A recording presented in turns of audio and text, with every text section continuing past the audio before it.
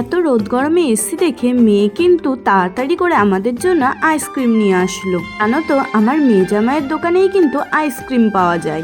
সেই জন্যই তো এত রোদ গরমে এসি বলে আমার জন্য কিন্তু তাড়াহুড়ো করে মেয়ে দেখো আইসক্রিম নিয়ে আসলো। তারই পরে দেখো আমি কিন্তু চলে এসেছিলাম আমার ভাইয়ের ছাদ বাগানে।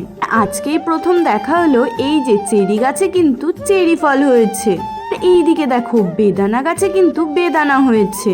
আর এইদিকে যে এইটা কি গাছ সত্যি বলতে আমি জানি না। আচ্ছা তোমরা বলো তো এইটা কি লেবু?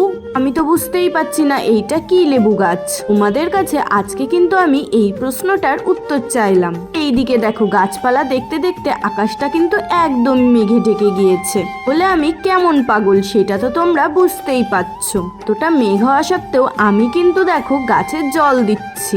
এইসব টুকিটাকি অকাজ করতে আমার বেশ ভালোই লাগে।